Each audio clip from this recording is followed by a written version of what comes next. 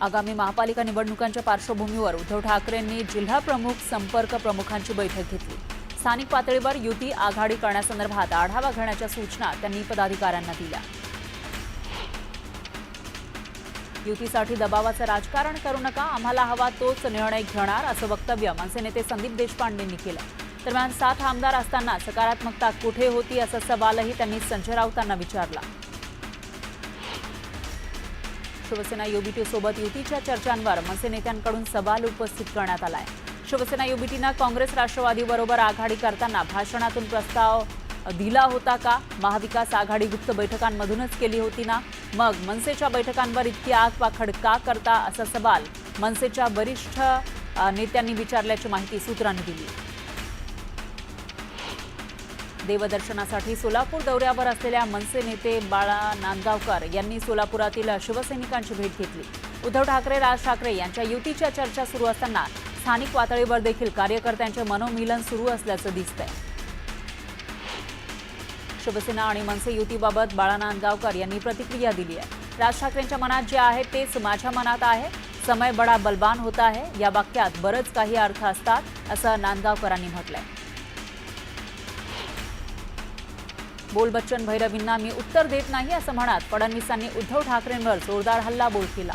उद्धव ठाकरेंनी पक्षाच्या वर्धापन दिन सोहळ्यात केलेल्या टीकेला त्यांनी हे उत्तर दिलं।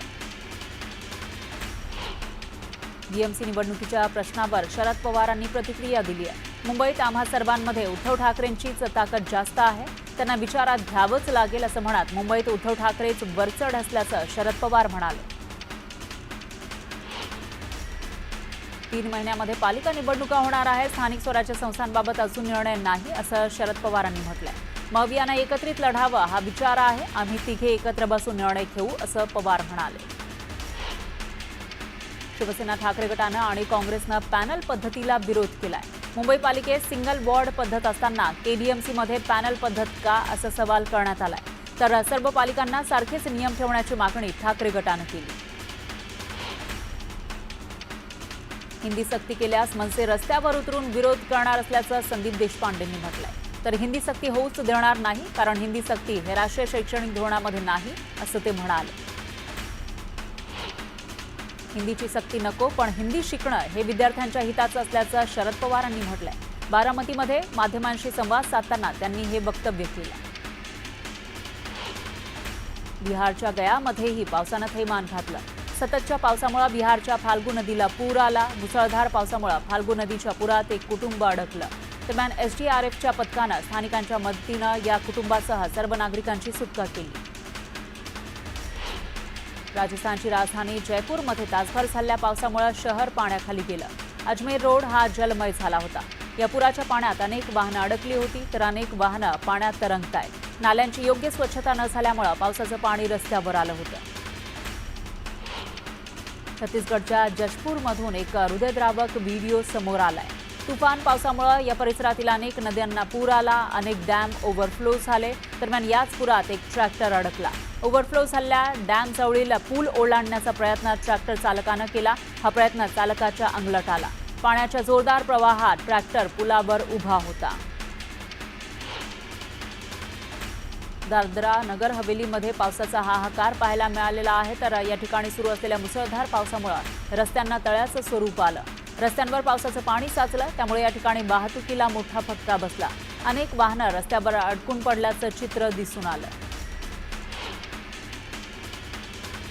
गुजरातमधील डांगमध्ये मुसळधार पावसामुळे नद्या आणि ओढे दुथडी भरून वाहत आहेत।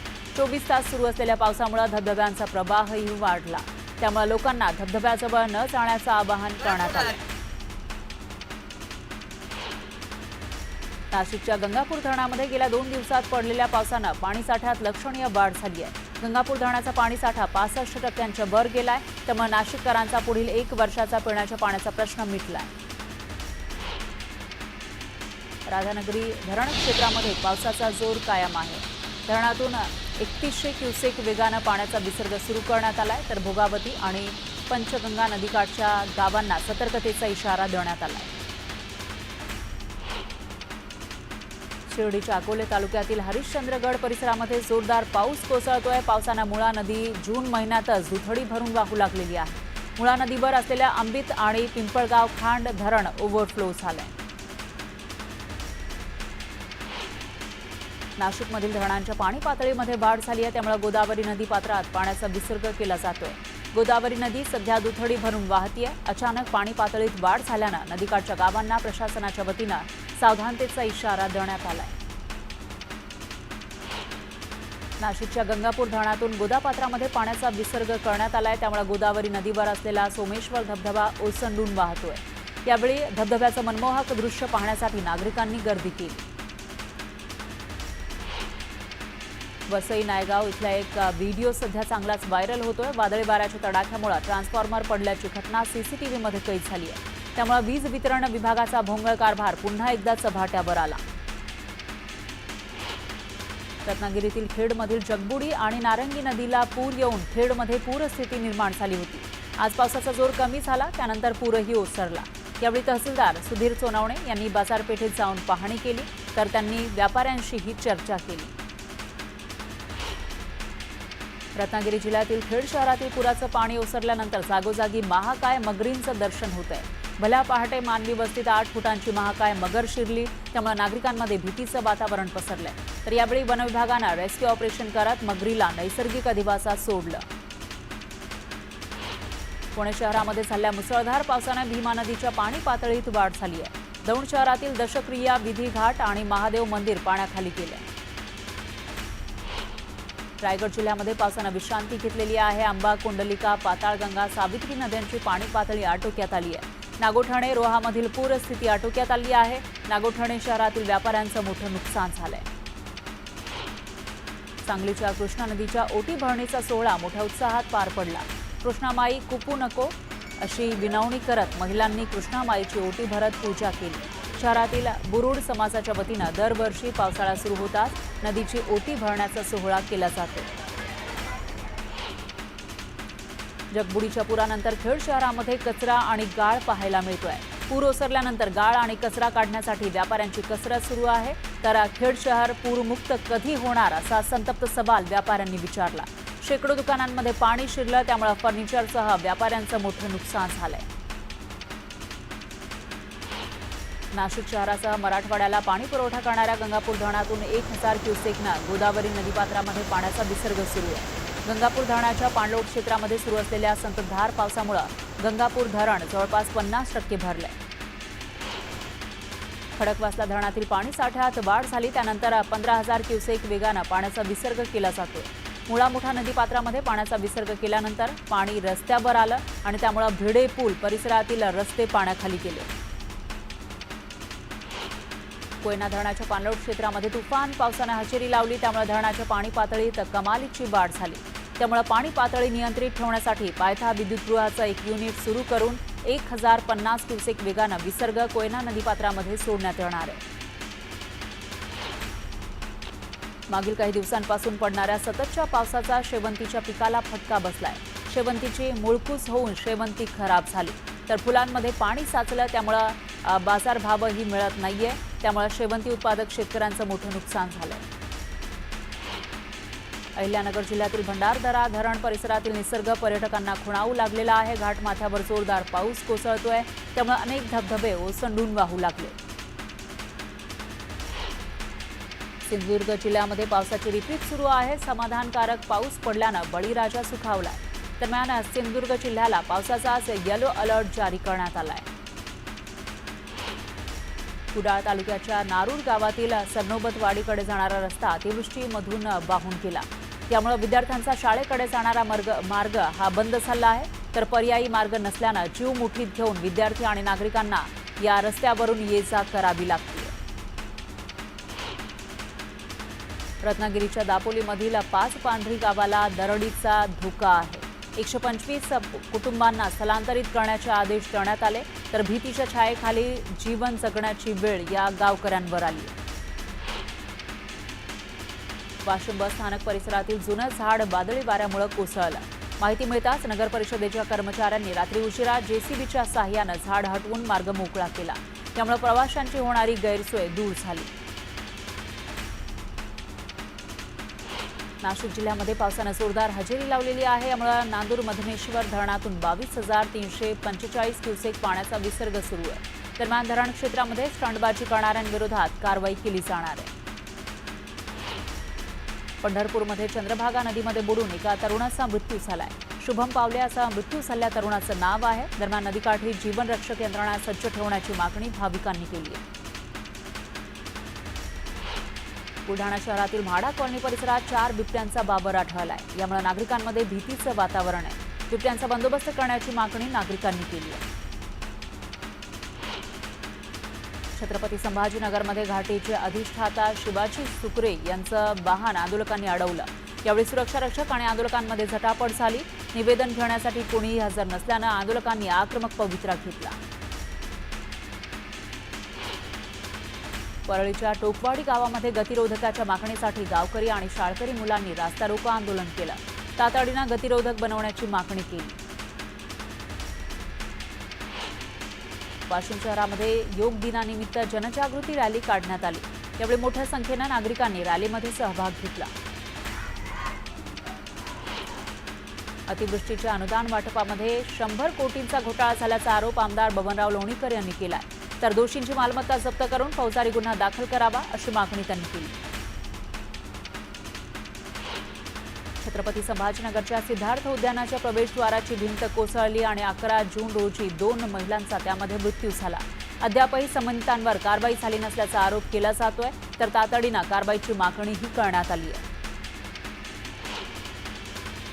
मनोरवाडा भिवंडी मार्गावरील नेहरोळीतील जुना पूल पावसात वाहून गेला। यामुळे या मार्गावर मोठी वाहतूक कोंडी झाली होती। दरम्यान तातडीनं महामार्ग दुरुस्त करावा अशी मागणी करण्यात आली आहे। धाराशिवचे जिल्हाधिकारी कीर्ती किरण पुजार यांनी शेतकऱ्यांच्या शेतात पेरणी केली। यावेळी जिल्हाधिकाऱ्यांनी ट्रॅक्टर चालवत शेतकऱ्यांच्या शेतात पेरणी केली। शेतात पेरणी करतानाचा त्यांचा व्हिडिओही समोर आला। बुलढाणा जिल्ह्यामध्ये साथीच्या आजारांना रोखण्यासाठी आरोग्य विभाग सज्ज झाला आहे। साथीच्या आजारांबाबत नागरिकांना काळजी घेण्याचं आवाहन करण्यात आलंय।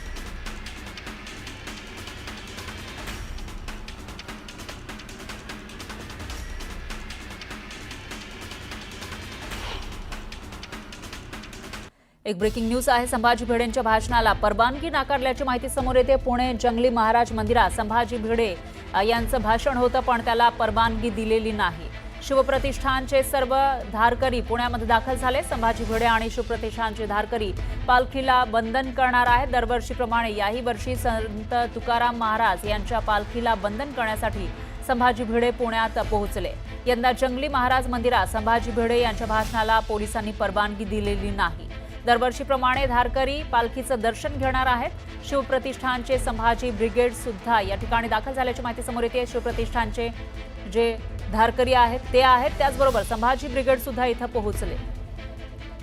आणि या विषयी अधिक माहितीसाठी आपले प्रतिनिधी अभिजित पोते हे आपल्यासोबत जोडले गेले आहेत। अभिजित, काय सांगाल? इथं धारकरी दरवर्षीप्रमाणे आले आहेत, पण भिडेंच्या भाषणाला परवानगी नाही असं कळतंय। त्याचं कारण नेमकं काय? आणि दुसरं म्हणजे याच ठिकाणी संभाजी ब्रिगेड सुद्धा पोहोचल्याचं कळतंय, त्यांचं नेमकं काय म्हणणं आहे? फरा, आपण आता संचेती जो ब्रिज आहे जिथून संत तुकाराम महाराजांची पालखी थोड्याच वेळात जाते, त्याबरोबर बँक ऑफ महाराष्ट्राच्या समोर आहोत। आणि दरवर्षीप्रमाणे यंदाही संभाजी भिडे आणि त्यांचे धारकरी जे आहेत ते पालखीला वंदन करण्यासाठी या ठिकाणी दाखल झालेले पाहायला मिळतात। इथूनच थोड्याच वेळात जगद्गुरू संत तुकाराम महाराजांची पालखी ही पालखी मार्गाने पुढे जात असते आणि दरवर्षी याच ठिकाणी संभाजी भिडे त्यांच्या धारकऱ्यांसह पालखीला जे आहे ते वंदन करत असतात। आणि इथूनच काही अंतरावर असलेल्या जंगली महाराज मंदिरात संभाजी भिडेंचं भाषण दरवर्षी होत असतं, पण यंदा पोलिसांनी कायदा व सुव्यवस्थेच्या पार्श्वभूमीवर त्यांच्या भाषणाला जी होती ती परवानगी नाकारलेली पाहायला मिळते। कारण जो कार्यक्रम होतो सुरुवातीला संभाजी भिडे आणि त्यांचे धारकरी हे त्या जंगली महाराज मंदिरात पोहोचतात, तिथं या सगळ्या धारकऱ्यांना संभाजी भिडे संबोधित करतात, फेटे जे आहेत ते बांधले जातात। पण यंदा कायदा व सुव्यवस्थेचा प्रश्न निर्माण होऊ नये म्हणून त्यांच्या भाषणाला पुणे पोलिसांनी परवानगी नाकारली होती। आणि आता हे सगळे धारकरी जे आहेत संभाजी भिडे यांच्यासह जे आहेत ते आता या पालखीच्या तिथं दाखल झालेले आहेत।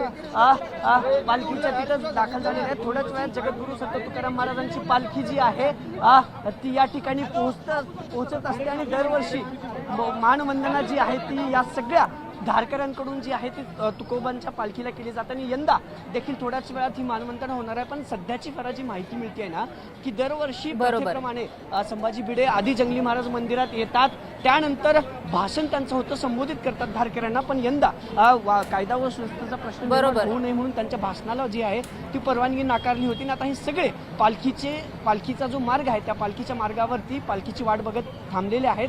थोड्याच वेळात पालखी आल्यानंतर भिडे गुरुजी आणि त्यांचे धारकरी मानवंदना देतील, वंदन करतील पालखीला आणि पालखी पुढे मार्गस्थ होते तुकारामांची. बरोबर आहे. अभिजित, याविषयीची अपडेट आपण घेत राहूया. दरम्यान धन्यवाद तुम्ही दिलेल्या या सविस्तर माहितीसाठी.